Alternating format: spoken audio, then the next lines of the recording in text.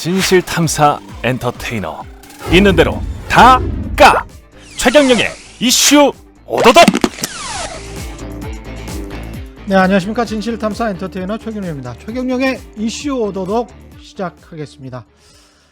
옆에 잘 얼굴을 모르시는 분들도 많으실 것 같은데 기자, 언론 이쪽 분야에서는 굉장히 좀 유명하신 분입니다. 경향신문의 강진구 기자 모셨습니다. 안녕하십니까? 네, 안녕하십니까? 예. 강진구 기자는 저보다 선배여서 제가 그냥 강진구 선배라고 그냥 이렇게 부르겠습니다. 예. 노동 탐사 분야의 전문 기자시고요. 제가 그 경향신문을 보다가 몇 년 전에 이런 좋은 기사가 있나라고 하면서 깜짝 놀랐던 기사를 쓴 장본인이세요. 어떤 기사였냐면 삼성전자가 어떤 순위로 해보니까 저 밑에 무슨 몇십 위에 있더라고요. 우리가 항상 매출액이나 순이익으로 따지면 한국의 1등 기업이 삼성전자였는데 예. 그 몇 년 전 기사였는데 제가 그 경향신문 일면 헤드라인에 그걸 나온 걸 보고 야 진짜 기획 좋다. 결국은 한국 기자상을 탔어요. 근데 그게 무슨 기사였죠? 저희가 좀 됐네요. 2013년에 예. 이제 500대 기업의 고용과 노동이라고 예. 그 우리 재무제표를 지금 보통 이게 투자자 관점에서 이제 재무제표들을 이제 많이 보잖아요. 예. 근데 그걸 저는 이제 공정노동이라고 하는 관점에서 공정노동. 예, 그래서 그 재무제표를 이제 재해석을 한 거죠. 그렇게 참고로 해서, 공인 노무사세요. 예. 공인 노무사시기도 합니다. 예. 그래서 이제 뭐 노동소득 분배율이라든지 아니면 그 총 인건비에서 간접 고용이 차지하는 비율이라든지 아니면 총 고용에서 이제 여성 고용이 차지하는 비중이라든지 이런 나름대로 5대 지표를 이제 개발을 해서 각 지표별로 그 얼마나 각 기업들이 공정노동이라고 하는 관점에서 사회적 책임을 다 이행을 했는지 이걸 이제 순위를 구체적으로 좀 매겨서 제가 공개를 했죠. 그리고 이제 순위 매길 때 기업별 순위하고 함께 이제 30대 그룹별로도 이제 순위를 이제 매겼었는데 예. 그 노동소득 분배율이라고 하는 측면에서 전체 30대 그룹에서 뭐 삼성그룹이 꼴찌는 아니고 16위를 한번 차지를 했어요. 예. 그리고 그 당시에 이제 2위가 CJ 그룹이었는데 그때가 또 공교롭게 CJ하고 그 삼성 쪽이 좀 이렇게 좀 불화였었어요. 이렇게.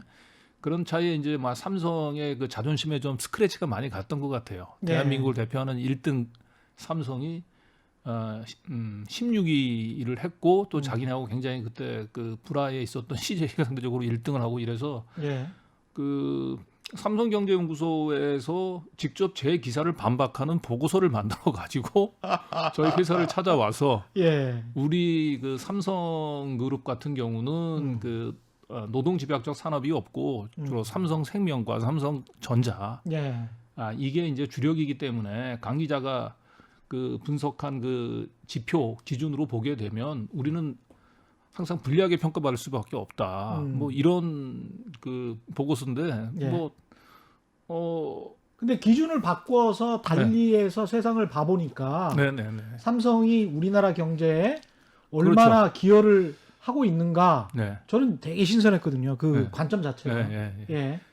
그러니까 말 그대로 노동의 관점에서 보면 당신들이 우리 사회에 대한 기여도가 그렇다라고 하는 거를 당신들이 거둔 영업이익이라든지 이런 그 수익의 규모에 비춰봤을 때 우리 사회의 노동의 관점에서 삼성의 기여도가 이렇다라고 하는 거 이제 그걸 그냥 객관적으로 보여준 거다 당연히 그래서 삼성그룹의 이 제 기준에서 봐서는 그 항상 불리한 평가를 받을 수밖에 없다라고 하는 좀 저는 뭐 인정을 했습니다만 근데 하여튼 제 기획에 대해서 삼성경제연구소에서 그 직접 보고서까지 만들어서 반응을 보여서 굉장히 좀 제 기획에 좀 성공했다라고 하는 걸 그때 좀 많이 아팠나 보네요.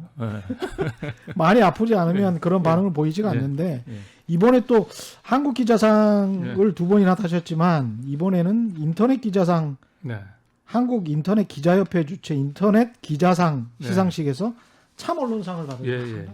이거는 이 상은 뭐 왜 받으셨어요?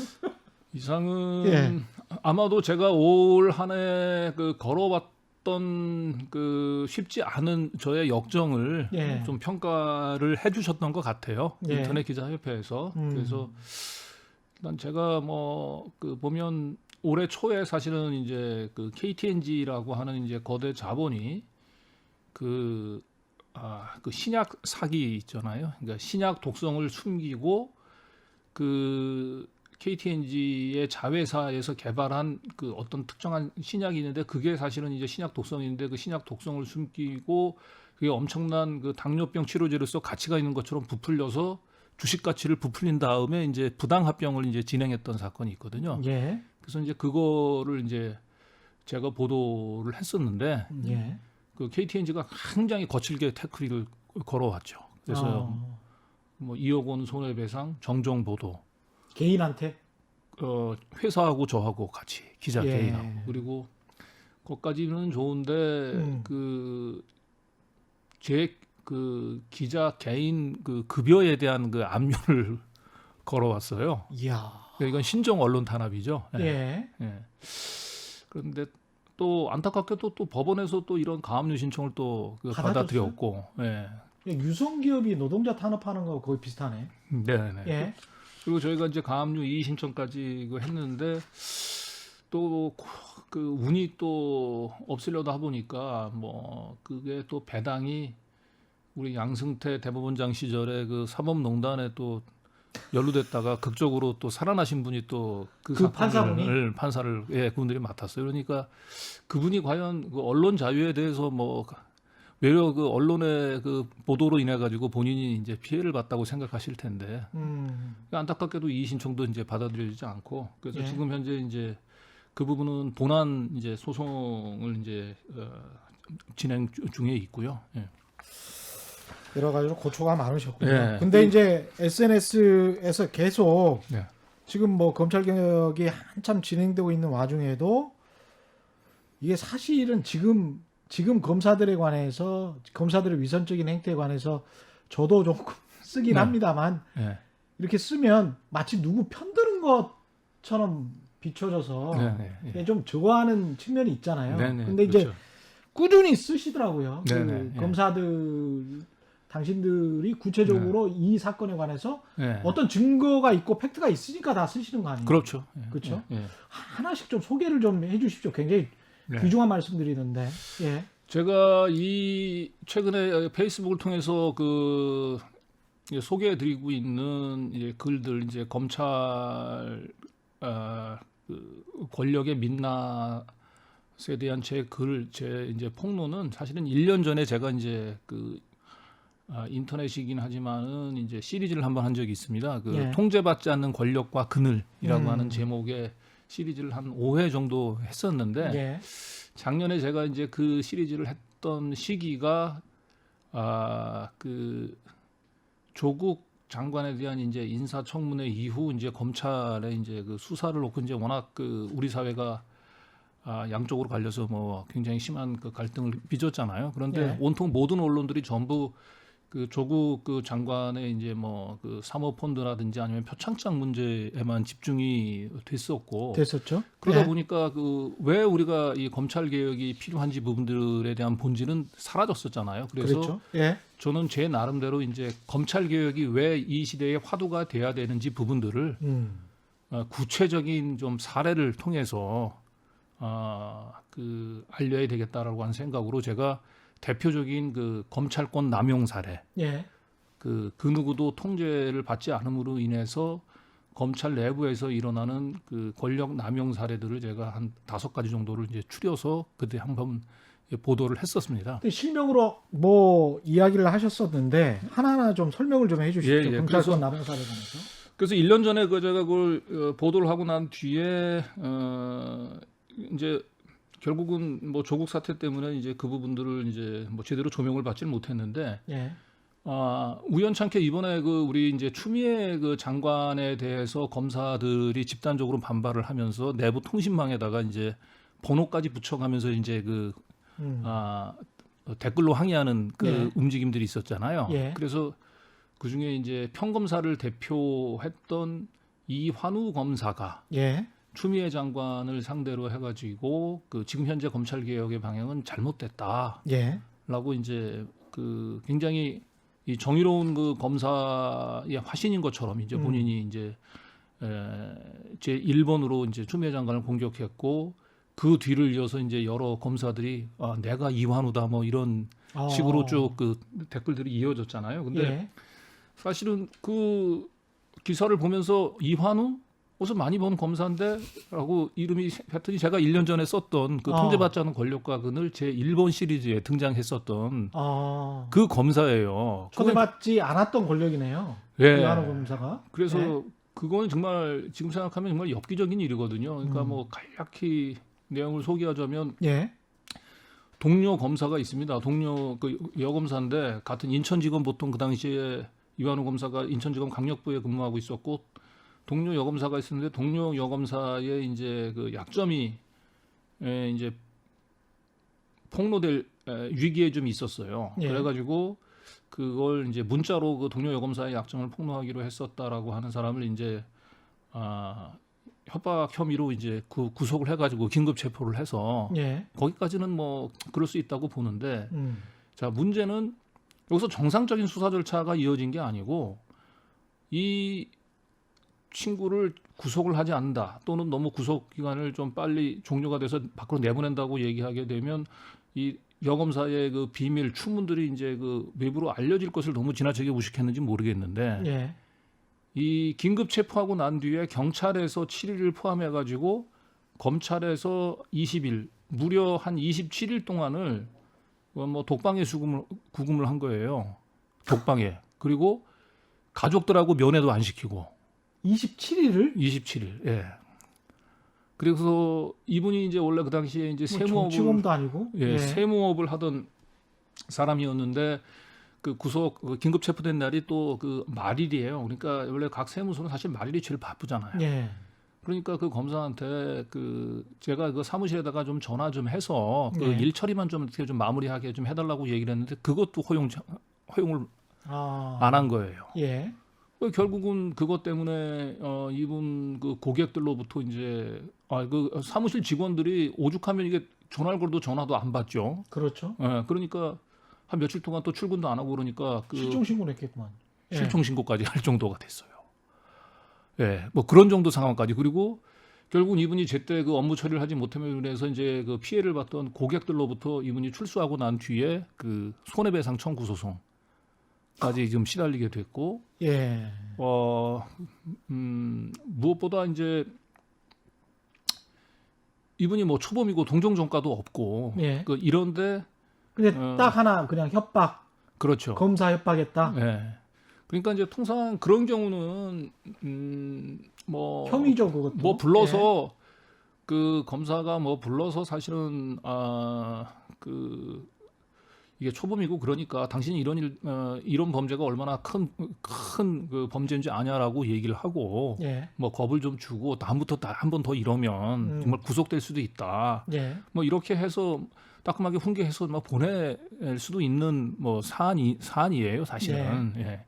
그런데 이걸 그 이렇게 27일간을 구속 기간을 한 차례 연장해 가면서 독방에 가두고 가족들하고의 면회도 그 차단을 하고 그리고 이 피의자를 이 체포해 오는 과정에 그 조폭이라든지 이제 마약 사범들을 검거하는데 투입하는 그 인천 광역 수사대 팀원들 5명을 풀어가지고 그래서 이렇게 뭐 잡아보고 잡아서 뭐 마약 사범 취급하듯이 그냥 뭐 채취해서 모발 검사도 하고 뭐 소변 검사도 하고 이 사람이 무슨 뭐 마약을 조작했다는 무슨 뚜렷한 혐의도 없는데 그렇게 하고 뭐 검사들하고 단둘이 있는 가운데서 피의자 신문을 하면서 너 사법 시험에 패스하려면 몇 년 걸리는 줄 아냐? 네가 뭔데 이렇게 검사를 상대로 해서 그렇게 그 나쁜 일을 하냐? 네 안에는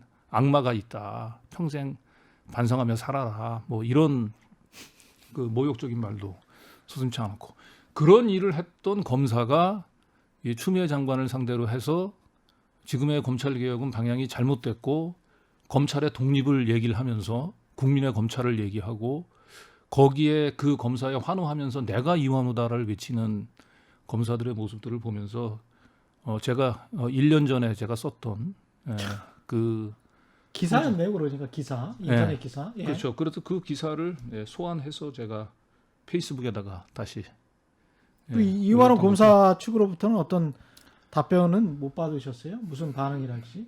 네, 그 제가 1년 전에 취재할 때는 이완우 검사한테 제가 반론을 좀 줬었고 그 취재가 한 1년간에 걸쳐서 이루어졌던 취재거든요. 이완우 검사는 뭐라 그러던가요? 그때 내가 이제 뭐 취재를 했던 그 주요 포인트는 이런 과정들 자체가 너무 그 여성 검사의 인권만 생각하고 피의자 인권은 너무 그 고려 안 했던 거 아니냐라고 하는 거 하나 하고 과잉 수사. 그다음에 경찰관들 그 강력 사범들을 검거하는 경찰관들을 그렇게 긴급 야밤에 투입을 해가지고 그 사람을 체포해 오는 부분들 이거는 통상적인 그 경찰에 대한 수사 지휘권의 남용 아니냐 이제 이런 부분들을 물어봤었는데 뭐 이완우 검사는 그 놀랍게도 피의자 인권보다는 어떻게 그 여성 검사를 그런 식으로 그 협박하는 그런 사람을 가만 내버려둘 수 있느냐라고 마치 본인이 그 여검사에 대한 어쨌든 을 보호하기 위한 뭔가 정의의 사도 오로지 그것만 생각을 하는 거예요. 그리고 오히려 피의자 인권을 에 대해서 문제점을 지적하는 저는 그 여성 인권에 대해서는 너무 문외한이고 문인 그런 좀 편협한 사고를 가진 기자 취급을 하고 그리고 그게 근데 여성 검사, 남성 검사 따질 일은 아닐 것 같은데요, 사실. 그렇죠. 그렇죠. 그래서 이제 한마디로 그것은 대표적으로 검찰에서 가장 중요시되는 가치라고 얘기하는 건 검찰 가족주의다. 그러니까 이 검사들에게 있어서 검찰 동료 검사, 그다음에 검사의 가족들까지 포함해서 이것을 이제 검찰 가족이라고 얘기하잖아요. 그래서 이런 검찰 가족의 불이익을 또는 신변의 위협을 가하는 부분들에 대해서는 검사들이 그 부분들은 그 일종의 뭐 신성 좀 불가침 뭐 이런 신성 모독 뭐 이런 걸로 간주해서 그 검찰이 가지고 있는 이거는 이제 경찰에 대한 수사 지휘권, 그다음에 그 구속권 이런 부분들, 그다음에 이 검사가 결국은 기소도 하고 이 구형에까지 이제 참여해서 초범임에도 불구하고 6개월 실형을 선고를 하고 그랬어요? 6개월 실형을 살고 나왔어요. 그러니까 이거는 현재 검사가 가지고 있는 그 무소불위의 권력들을 그 사적인 보복 수단으로 활용했을 때는 어떤 일들이 벌어지고 있는지 부분들을 가장 단적으로 잘 보여주는 사례. 거의 마음대로 할 수 있군요. 어디 무슨 뭐 제어 장치나 이런 게 없네요. 이완우 검사 건뿐만이 아니고 다른 검사들도 지금 지적을 해놓으신 게 좀 있더라는 거죠. 그런 거는 어떤 건입니까? 그 이완우 검사가 이제 처음에 이제 내부 통신망에서 이제 자기 의견을 표출하고 난 뒤에 이제 아까 얘기했던 대로 내가 이완우다라고 이제 쭉 댓글들이 이어지는데 그 가운데서 그 부장 검사급 한 분이 또 낯익은 이름이 있더라고요. 그분이 이제 부장 검사는 그렇게 이제 나이가 많지는 않을 것 같고요. 그렇죠. 또 뭐 대전지검 천안지청에 계신 분인데 서효원 검사라고. 그분은 또 뭐 추미애 장관을 그 벌거벗은 임금님의 이제 비유를 하면서 또 이 검찰 내부의 이 추미애 장관에 대한 이제 불만들을 막 표시하면서 이제 검찰의 그 정의로운 칼날이 결국은 뭐 추미애 장관의 이제 막무가내식 검찰 개혁 때문에 이제 이 검찰의 이제 정치적인 중립성들이 이제 뭐 훼손이 될지 모른다라고 하는 이제 우려를 이제 뭐 벌거벗은 임금님이라고 하는 표현으로 다른 사람들은 다 모르는데 추미애 장관 본인만 모른다 이제 이런 취지로 글을 올리셨더라고요. 근데 이분이 어떤 일을 했냐면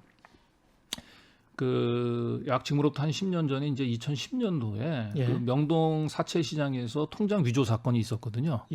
통장 위조 사건과 관련해서 한 피의자가 이제 구속이 됐었는데 이분한테 그 고소된 사건이 총 7건 정도가 고소 사건이었어요. 그런데 그 고소 사건들을 이제 검사 한 명한테 배당하지 않고 무슨 이유에서인지 6명의 검사한테 이제 찢어서 배당을 했거든요. 예. 그런데 이분이 이제 6명의 검사의 이제 차례로 불려가면서 조사를 받을 때마다 뭐라고 얘기하냐면 이 통장을 위조한 진범은 따로 있습니다. 내가 아닙니다. 그러면서 그 사람을 좀 하고 대실 조사를 하게 해주세요라고 그 사람 이름, 그 사람의 사무실, 그 사람의 핸드폰 번호, 차량 번호 다 가르쳐줬어. 그 직원들 이름들 이런 걸 다 얘기를 해줬는데도 예.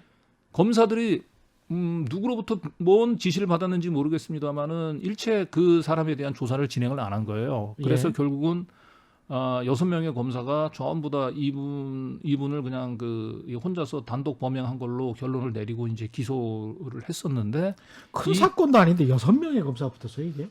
그러니까 제가 보기엔 이거 검사 한 명한테 7건의 고소 사건을 다 몰아주게 되면 사건의 실체를 규명하기 위해서는 관련자들 다 불러서 조사를 하고 예. 이러다 보면 진범이 누군지를 파악할 수 있잖아요. 근데 누가 보기엔 그 배당권을 가진 사람이 이걸 6명의 검사한테 찢어서 그 양심의 가책을 뭔가 부담을 개개 검사들한테 좀 덜기 위해서 이렇게 배당을 사건을 찢어준 게 아닌가 싶어요. 또는 파편적으로 사실을 알게. 예, 그리고 이제 제일 이제 믿을 만한 사람 1번 검사가 이제 딱 그 기준을 세우면 거기에 맞춰가지고 이제 2번, 3번, 4번, 5번 검사가 이제 쭉 그 무고한 사람을 이제 진범으로 이제 그 공소를 하는 이제 그런 식으로 누가 진행을 했던 것으로 보입니다. 그리고 심지어 그 가운데 이제 아까 얘기했던 서효원 검사가 저는 제가 볼 때는 그 6명의 검사들이 진범을 바꿔치기 한 집단 범죄라고 보는데 그 과정에서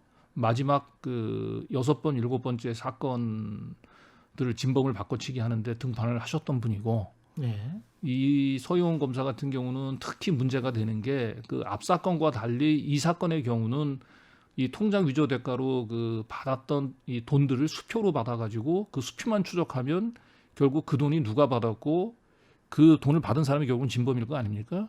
이 부분들을 증거를 제시를 했고 본인도 실제로 수표 추적을 했어요. 그랬는데 수표 추적 결과 수표를 받고 간 사람에 대한 조사를 진행하지 않고 결국 그 앞선 검사들이 내렸던 그 결론에 맞춰서 엉뚱한 사람을 지금 이제 진범으로 이제 기소를 했던 거죠. 뭐 흔히들 얘기하는 뭐 이게 검사 동일체 원칙에 따르면 아주 검사 동일체 원칙에 이제 폐해를 보여주는 저는 뭐 대표적인 사례로 보는데 나중에 이제 이분이 이제 출소하고 나서 왜 검사들이 하나같이 내 말을 들어주지 않았을까? 재판 결과는 이분이 범죄 행위를 했다, 통장 위조를 했다. 하고 4년 8개월에 이제 그 옥살이를 하고 이분이 출소를 4년 했죠. 8개월? 그래서 4년 8개월 억울을 이제 옥살이를 하고 나와서 지금도 이제 이분이 이제 그 무죄 투쟁 이제 규명 중에 이제 진상 규명 투쟁에 지금 나서고 있는데. 그 과정에서 결국은 이제 진범으로 이 통장을 위조했던 그 사람이 서울시내 이제 그 한 사립대 그 최고위 과정 있었는데 그 최고위 과정에 그 2명의 그 국회의원이 동기로 있었다고 해요. 그래서 그건 뭐 이미 일부에서 기사가 나왔기 때문에 뭐 실명을 얘기할 수도 있는데 그 당시 그 중에 한 명이 이제 그 이명박 정부 초기 때 아주 최실세였던 정두원 의원이었고, 돌아가신. 그리고 이분이 이제 그래서 그 나중에 출소하고 난 뒤에 이제 사건이 조작된 부분들과 관련해서 그 고발장을 작성을 해서 정두원 의원을 찾아갔다고 해요. 그래서 정두원 의원이 이제 이분 고발장을 쭉 보시더니 나는 아무개를 모른다. 자기 최고위 과정 동기였던 그렇게 하면서 아까 진범이라고 지목된 사람 그걸 아무개를 모른다라고 굉장히 아주 쓸쓸한 표정을 지으면서 그러면서 이제 자리를 떴고 그 일이 있고 난 다음 날 정도원 의원이 돌아가셨군요. 세상을 떠났죠. 그래서 뭐 꼭 이 사건 때문에 관련이 있는지는 모르겠으나 어쨌든 이 검사들 6명의 비정상적인 사건 처리 과정에 있어서 뭔가 보이지 않는 손의 작용이 있었을 거라고 하는 건 상식적인 추론이 가능한데 그 관련해서 그 진범으로 지목됐던 그 사람 배후에는 정두현 의원이 최고위 과정 동기라고 하는 걸로 묶여져 있었고 그때 사무실에 있었던 사람들 얘기로는 그 진범으로 지목된 그 사람이 계속 선거 때마다 정치 자금을 제공했다라고 하는 얘기도 했었어요. 예. 예. 그래서 어쨌든 이것도 역시 그 검찰이 마음만 먹으면 무고한 사람도 얼마든지 그 죄인으로 만들 수 있는 그런 절대적인 힘을 가지고 있고 더 깊게 들어가면 진짜 관련 있는 사람, 더 깊게 관련 있는 사람을 잡을 수도 있는데 그건 덮어버릴 수 있는 또 그렇죠. 예. 그러네요. 근데 이제 네. 그거를 이제 확정적인 사실이다 이렇게 또 말은 할 수가 없는 상황이잖아요. 물론 그렇습니다만 예. 그래서 제가 그 페이스북에다가 글을 올리고 이 부분들에 대해서 만약에 제가 허위 사실을 기재했다고 생각한다면 서효원 검사는 강진구를 고발하라, 고소하라, 환영한다. 예. 예, 나도 이 사건을 다시 저를 명예훼손으로 고소를 하게 되면 강제 소환해서 이 사건을 강제 수사권을 동원해서 제가 썼던 기사 내용들이 이분이 주장하는 억울하다고 주장하는 그 진범 바꿔치기 했다는 내용들이 사실인 여부를 확정해야 될 거 아닙니까? 그래서 거꾸로 저는 서효원 검사한테 명예훼손으로 좀 고소를 좀 해주세요라고 제가 얘기를 했는데 뭐 그 길을 쓴 지가 벌써 한 달이 넘어갑니다만 뭐 예. 아무런 연락이 없네요. 예. 굉장히 개인적인 위험도 감수하시면서 지금 예. 기자 생활을 하고 계신데 뭐 그만큼 저는 제가 썼던 글에 대해서 예. 제가 그 팩트에 대해서 확인을 할 것만큼 자신이 있었기 때문에 제가 이렇게 쓸 수 있었던 거죠. 법조 기자 예. 출입을 좀 하셨었잖아요, 그죠? 예. 예. 근데 지금 지난번에 뭐 오마이뉴스 출입정지 1년 판사 사찰 의혹 문건에 뭐 원본을 공개했다는 이유로 네. 출입정지 1년 중징계를 받았는데 예. 어떻게 생각하십니까? 그 법조기단의 어떤 카르텔? 네. 그다음에 검사들과 지나치게 친한 거 아니냐? 예. 뭐 이런 것에 관해서. 근데 일단 우선 좀 지적하고 싶은 게 그 예. 사찰 문건이라고 하는 부분들이 지금 법조 출입 기자가 지금 한 100여 명이 넘죠, 지금. 그렇죠. 그 예. 등록된 기자가. 그리고 사찰 문건이라고 하는 부분들이 비공개를 요청을 하면서 했다고 하는 그 기자들한테 참고하라고 줬다고 얘기하는데 과연 그게 첫 번째로 100여 명이 넘는 기자들이 그리고 이 법원 사찰 문건이 어떻게 됐길래라고 얘기하는 거는 이건 대단히 어쨌든 국민의 알 권리 차원에서도 중요한 문건인데 예. 이걸 비공개를 하기로 그 기자단에서 결정한 그 결정 자체가 과연 합리적이었는지 먼저 저는 예. 의문을 좀 제기하고 싶어요. 예. 그리고 기자단에서 결정을 한다는 게 예. 그러니까 이제 윤석열 측 변호인의 예. 주장을 그대로 받아들여서 이제 기자단에서 그렇게 결정을 한 거잖아요. 그렇죠. 그러면서 이제 원본은 공개 안 하고 하여간 자율적으로 편집을 해가지고 어떻게 한다. 근데 이제 원본을 공개함으로써 사람들이 이게 주요 사건, 그 제목을 보면 주요 사건 이렇게 돼 있더라고요. 근데 이제 원본을 공개함으로써 저 같은 기자나 이제 다른 대중들도 알 수 있는 게 검사들은 왜 이 사건을 주요 사건이라고 생각을 했을까? 대부분은 다 정치적인 그렇죠. 사건들이던데. 그렇죠. 그러면 윤석열 총장 그 요새 강조하는 것처럼 민생 사건을 강조를 하잖아요. 물류단지랄지 뭐 이런 것들. 그렇죠. 이런 사건들이 우리 검사들이 처리해야 되는 중요한 사건이다. 이렇게 이야기를 했잖아요. 근데 이 문건에는 주요 사건이라고 제목이 돼 있고 다 거의 다 정치 사건이라는 그렇죠. 거죠. 그러거나 아니면 그 선거 결과에 따라서 그 검찰이 굉장히 뭐 정치적인 어쨌든 타격이 예상이 되는 그런 사건들. 그러니까 정치권에서 관심을 갖는 사건들. 그렇죠. 그러니까 왜 이게 이 문건에 검사가 만든 문건이잖아요. 검사가 그래서 제목을 주요 사건이라고 써놓은 거잖아요. 그러면 당신의 관점은 이 사건이 주요 사건이면 왜 주요 사건이지 이게? 물류센터 사건이 제일 중요하다며? 그럼 그렇게 이제 질문이 들어가야 된다라고 맞습니다. 보거든요. 맞습니다. 근데 그거를 다 가려버리는 거예요. 제목을.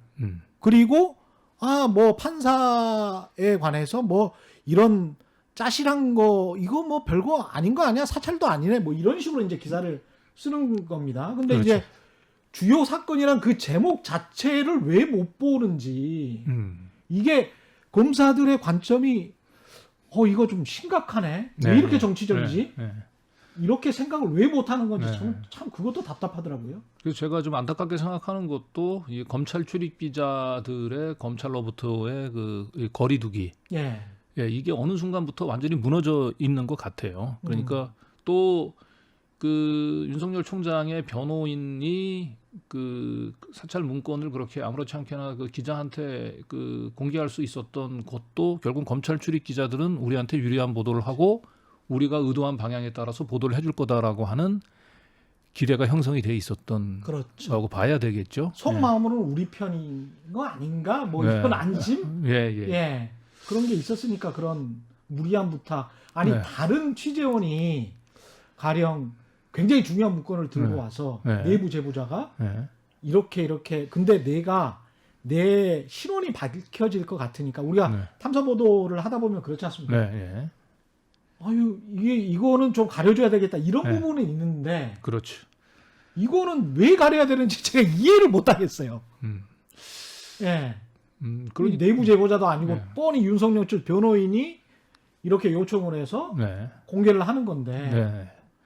그러니까 뭐 가려서 공개한 것도 문제고 그런 가려서 공개한 부분들을 뭐 아무런 문제 없이 그냥 받아서 이거는 뭐 일반적인 그 민원자가 기자실에 찾아와서 배포한 보도 자료가 아니잖아요. 이거는 그렇죠. 그 검찰 그 총장이라고 하는 자리에 있는 사람의 대리인이 배포한 자료이기 때문에 당연히 이건 기자 입장에서는 어떤 사람의 입장에 서기보다는 당연히 사실 보도와 공정 보도를 해야 되는 기자의 입장에서 객관적인 그 시각을 가지고 사실은 그 문건을 검토를 하고 의문 사항들을 질문을 하고 그렇게 통해서 그 기사가 나갔어야 되지 않았을까 싶은데 지금 어쨌든 결과적으로는 그것이 결국은 이 검찰 출입 기자단 전체에 대한 어쨌든 사회적인 불신과 좀 비난들을 더 증폭시키는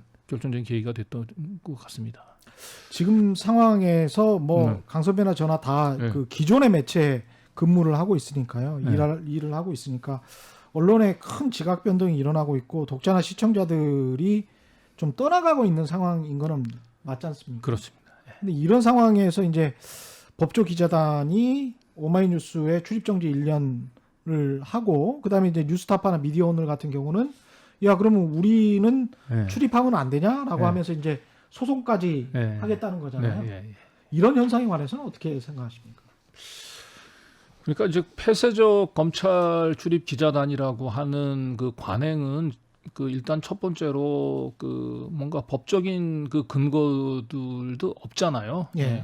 법적인 근거도 없고 점차 어쨌든 이 정보의 그 민주화라고 하는 부분들은 뭐 그 거스를 수 없는 어쨌든 시대적인 추세인 것 같고 그런 거에 비춰봤을 때 사실 이 검찰 출입 기자단은 이제 더 이상 사실은 장기적으로 보게 되면 이건 계속 존치하기가 좀 어려운 뭐 그러한 이제 제도임은 어쨌든 분명한 것 같아요.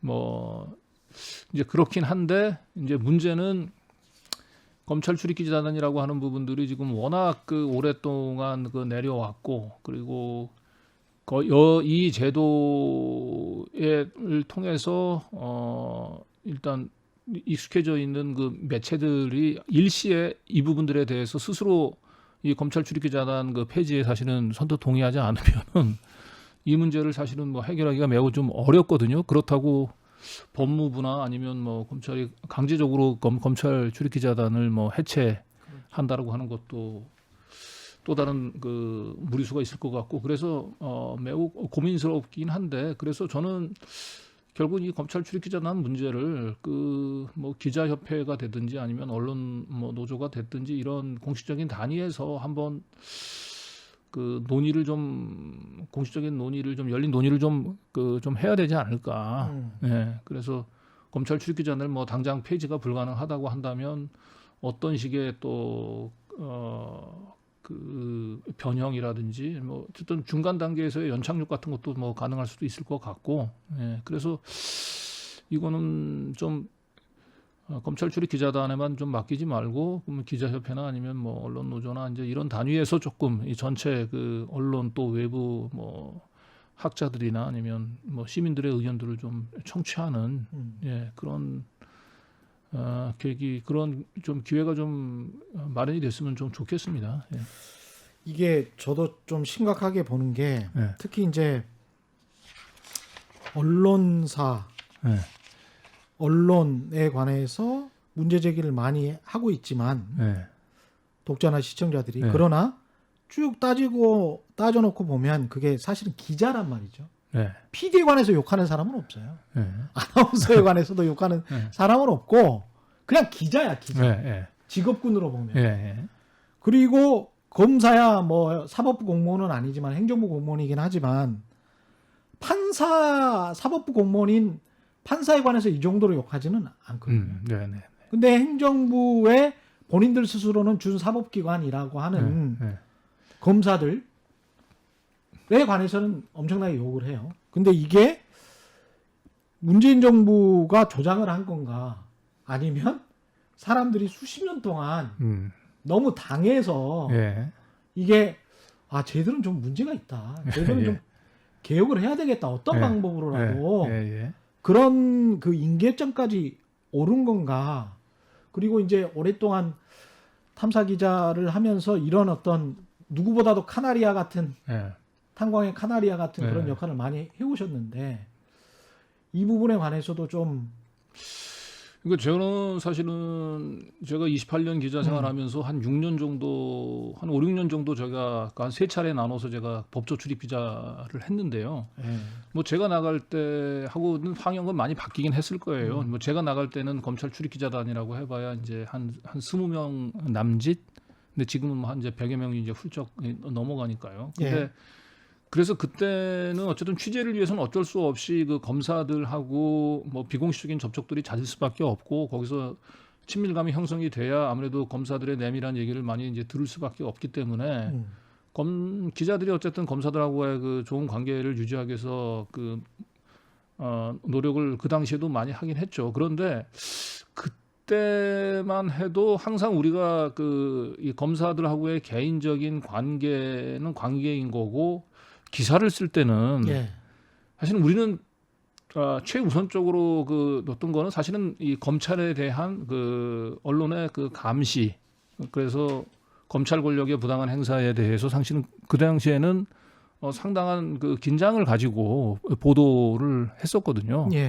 저만 해도 사실은 뭐 한 5, 6년 정도 있으면서 검찰에 주로 뭐 축소 수사를 한다든지 이런 부분들에서 뭐 주로 축소 수사 의혹 같은 걸 보도한다든지 아니면 뭐 그래서 뭐 검찰들 뭐 지금은 이제 그게 뭐 구조적으로 불가능하긴 하지만 그래서 검사들끼리 하는 뭐 회의실에 뭐 가서 뭐 귀대기도 좀 하고 그다음에 검사들이 이제 수사 하다가 이렇게 찢어버린 뭐 휴지 조각도 한번 좀 주워서 퍼즐도 좀 맞춰보고 이렇게 해서 이 검찰이 수사가 정말 이 제대로 된 방향으로 나아가고 있는지에 대해서 항상 우리가 이제 긴장을 갖고 워치를 했었거든요.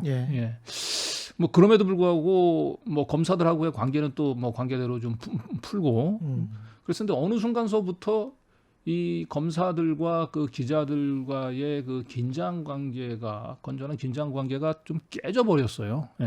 제가 볼 때는 검사가 갑입니까 아니면 서로 간의 동업자 관계입니까 지금? 뭐 지금 들리는 얘기로는 대표적으로 윤석열 총장 밑에 한동훈 검사장 같은 경우가 기자들 사이에서 들리는 얘기가 편집국장 또는 빨간펜 선생님이라고 얘기한다고 하잖아요. 그래서 한동훈 검사장이 주로 이제 특수부 수사를 오랫동안 했고 윤석열 총장 바로 밑에 있으니까 얼마나 정보가 많겠습니까? 그걸 뭐 선택적으로 기자들한테 뭐 흘리면서 기자들을 관리했을 수도 있고 그리고 뭐 기자들이 이제 쓴 기사에 대해서 하나하나 코멘트를 했다는 거 아니에요? 뭐 기사는 이번에 보니까 좀 잘 쓴 것 같더라. 뭐 이런 부분들을 좀 다음에 했을 땐 좀 보강을 좀 했으면 좋겠다라고 하든지.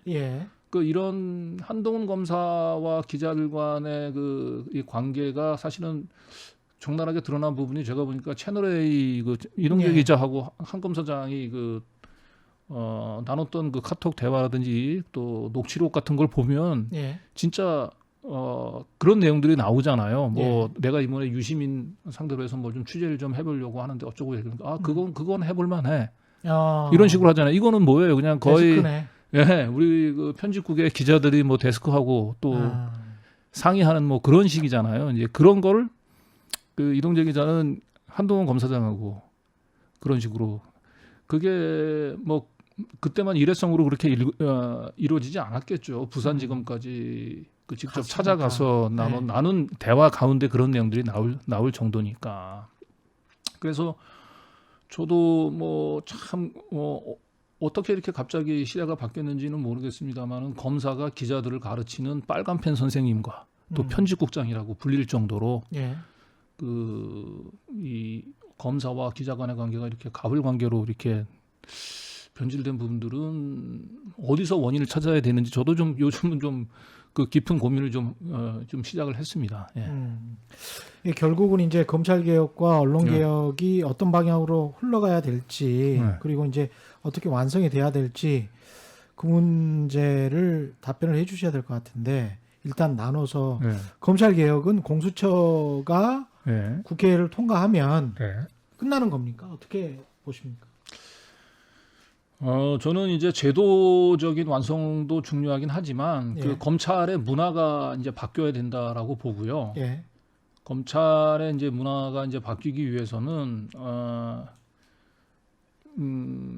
일단 첫 번째로 검찰이 지금 과도하게 누리는 이 독점적인 권한들을 당연히 이제 그 분산해야죠. 지금은 뭐 수사권부터 시작해서 기소권, 영장 청구권 까지 다 독점을 하고 있기 때문에 그건 이제 당연히 검찰만이 할 수 있는 검찰이 가장 잘할 수 있는 뭐 기소권이라든지 뭐 이런 걸 중심으로 해서 가능하면 뭐 수사권도 저는 이제 축소를 하는 게 이제 맞다고 보긴 합니다만은 그래서 뭐 그런 부분에 있어서 이제 제도적인 보완도 굉장히 중요하긴 한데 이 검찰 스스로 자기들이 뭔가 그 대한민국을 책임진다라고 하는 이 과도한 소명의식, 이 힘 빼기부터 저는 시작이 돼야 된다고 봐요. 그래서 대한민국을 책임져요? 아니 왜냐하면 검사들 입장에서 우리가 선출된 권력이 아닌데도 이 윤석열 총장이 취임사에서도 그렇고 이번에 이 법원의 그 직무 정지 중단 명령 하고 난 뒤에 복귀하면서도 했던 얘기들이 말끝마다 하는 게 국민의 검찰, 국민을 위한 검찰, 그다음에 헌법과 법치주의 뭐 이런 얘기들을 하는데 사실은 이 검사는 사실은 바로 직접적으로 그 국민의 검찰이라고 얘기해서는 안 되고 그거는 국민으로부터 선출받은 그런 선출된 권력으로부터의 민주적인 통제를 받아야 되는 대상이지. 본인들이 직접적으로 국민의 검찰 이런 걸 거론한다라고 하는 부분들은 뭔가 이 검찰이 그 동안에 얼마나 오랫동안 자신이 이 뭔가 대한민국에 대해 책임지는 마치 이거는 제가 볼 때는 1960년 4.19 이후에 이렇게 혼란한 대한민국 혼란한 나라를 살리고는 우리밖에 없다라고 군인들이 쿠데타를 일으켰던 거와 동일하게.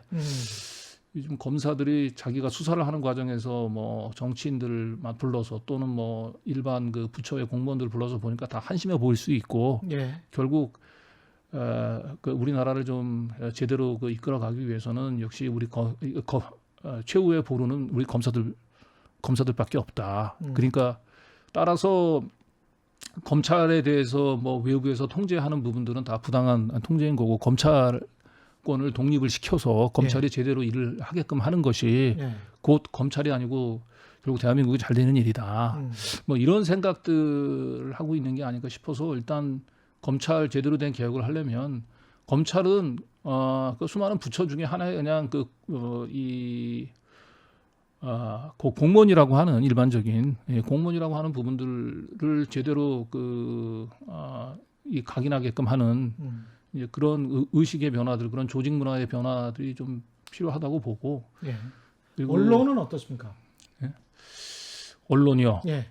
언론도 역시 기본으로 돌아가면 된 것 같아요. 예. 그러니까 언론이라고 얘기하는 거는 우리 헌법이 언론에 부여한 사명은 한마디로 그 자유로운 취재를 통해서 국민의 알 권리를 충족시키고 이를 통해 가지고 그 건전한 여론을 형성하는 게 그 언론의 역할이고 곧 기자들의 역할이잖아요. 예. 예.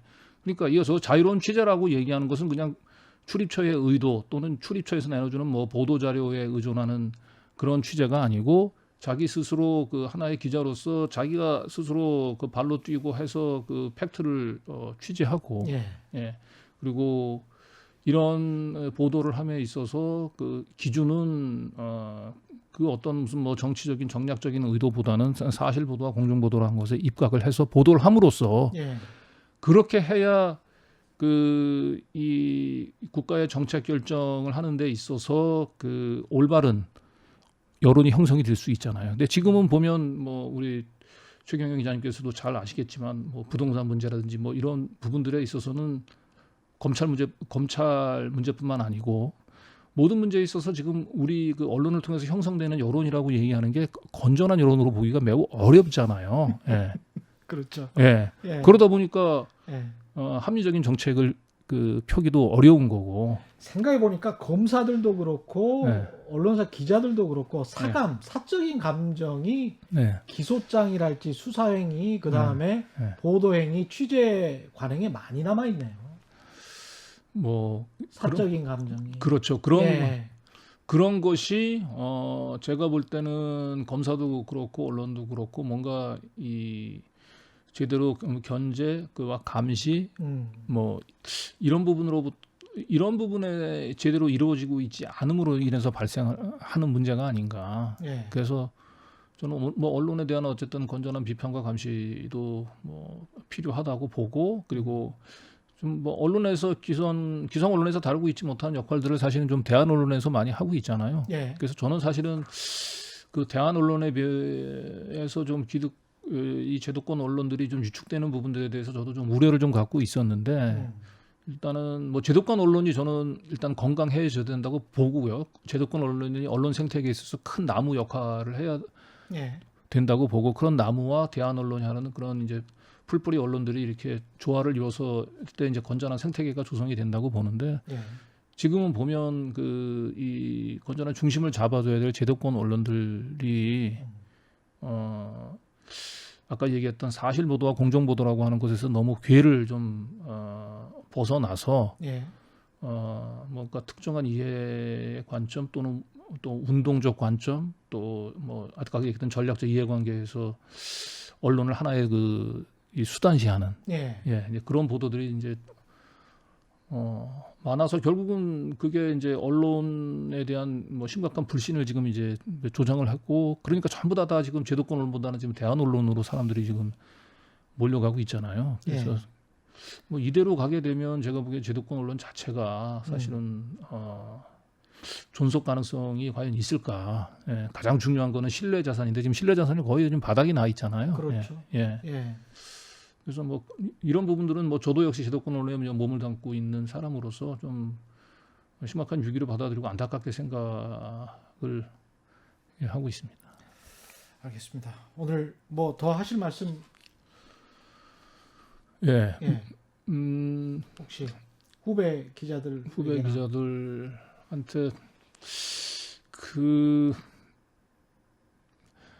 저는 언론이라고 얘기하는 거는 기본적으로 해야 될 역할은 아까 얘기했던 대로 뭐 자유로운 취재를 통해서 이제 공정하고 이제 사실 보도와 공정 보도 뭐 이런 부분이 굉장히 이건 이제 헌법재판소에서 언론한테 부여한 사명인데 예. 제가 언제 한번 대학에서 한번 불러가지고 제가 한번 강의를 간 적이 있었는데. 네. 언론사 기자에게 필요한 건 뭐냐라고 물어봤을 때 체게바라 아시죠? 체게바라. 체게바라. 예. 예. 혁명가. 예. 예. 체게바라가 쿠바. 쿠바 혁명에 성공하고 난 뒤에 예. 서방 기자들하고 인터뷰할 때 예. 받았던 질문이 예. 뭐냐면 혁명가에 가장 필요한 것이 무엇입니까라고 물어봤을 때 예.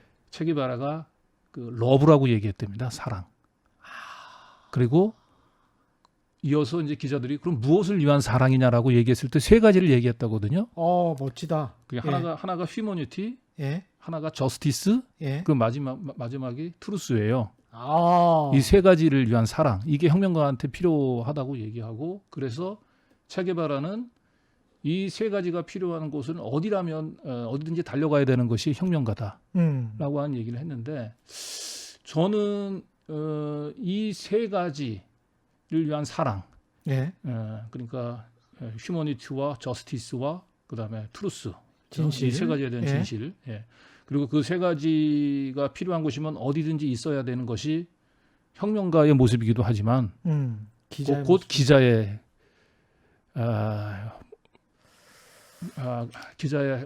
기자가 가야 될 길이기도 하다. 이제 맞습니다. 그런 예. 얘기를 하고 싶습니다. 예. 아우, 끝에 말씀이 너무 좋네요. 예. 네.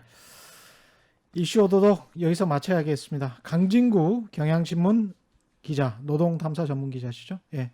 강진구 선배 모시고 여러 가지 말씀 나눠봤습니다. 고맙습니다. 네, 감사합니다.